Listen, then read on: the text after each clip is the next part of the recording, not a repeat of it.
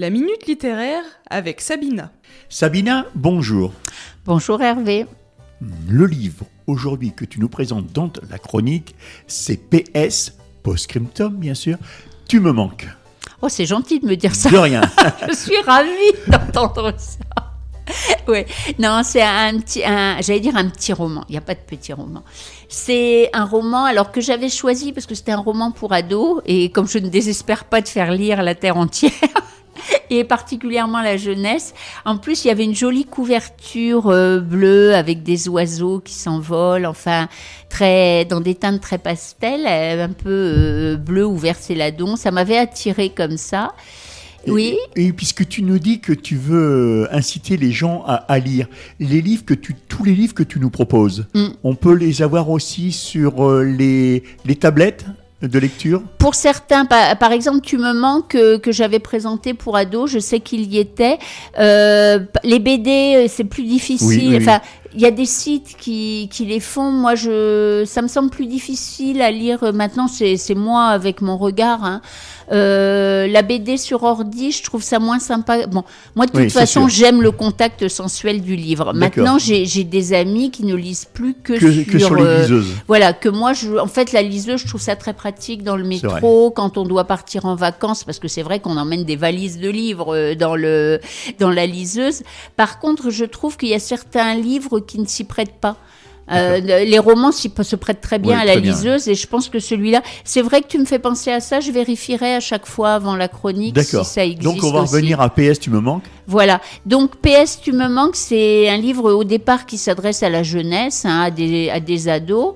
Je me suis dit, ça va encore être une bluette amoureuse, comme ça, mais bon, allez, on y va, c'est aussi sympa d'avoir ce côté un peu fleur bleue. Roman de gare. Ouais, pour ados. T'étais parti un peu là. Je m'étais dit, oui, bon voilà, c'est tout, même si la thématique que je vais vous évoquer était intéressante au départ.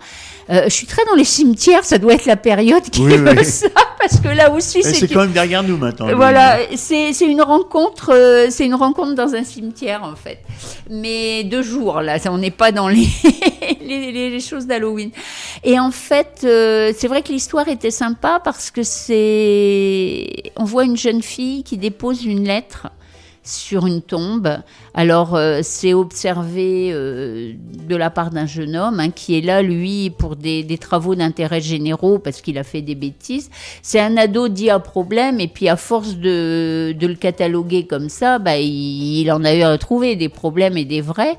Donc, il a réussi à sauver un peu la mise en faisant des travaux d'intérêt généraux.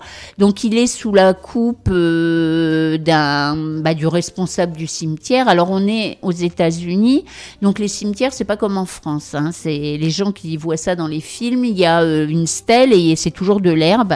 Et du coup, il faut tondre ces pelouses. Donc le jeune est chargé de tondre la pelouse.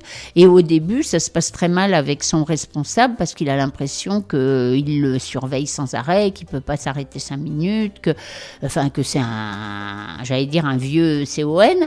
Et bien évidemment, derrière les façades, après, il va s'apercevoir que la personne est vraiment différente.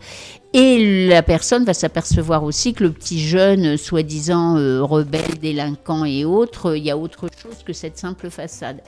Et du coup, alors, il observe cette jeune fille, et normalement, quand on va tondre la pelouse, évidemment, on enlève tout ce qu'il y a sur les tombes, et en général, on ramasse les mots, les lettres, et on les met à la poubelle.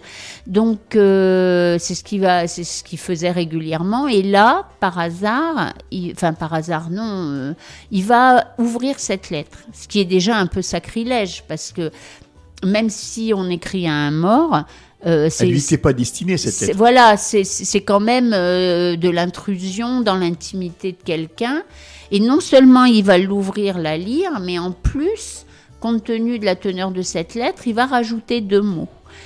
Et il va laisser la lettre sur la tombe.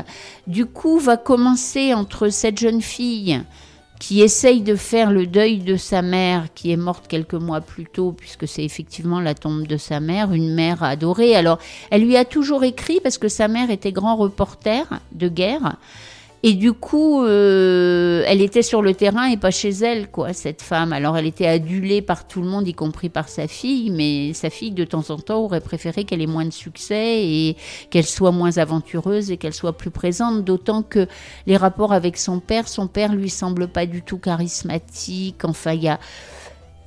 Je peux pas dire qu'elle le méprise, mais... Et en plus, la mort de la mère les a murés chacun dans leur chagrin. Parfois, quand il y a un décès, ça ressoude les liens familiaux, on se resserre dans ces moments difficiles. Et là, ils n'ont pas été capables de faire ça. Et chacun reste dans son silence, ils s'aiment, ils vivent ensemble, il est très attentionné vis-à-vis de sa fille. Mais ça recolle pas les morceaux, quoi. Et donc, c'est pour ça qu'elle se réfugie sur la tombe de sa mère. Hein. Elle y va très, très régulièrement avant ou après les cours.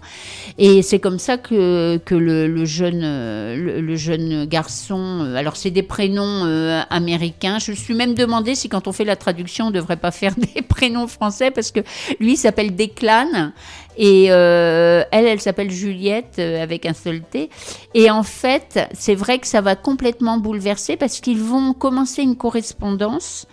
Leurs solitudes vont se rencontrer à travers cette correspondance anonyme. Alors lui a choisi comme pseudo le Crépuscule, puisqu'après ils vont communiquer par mail à un moment.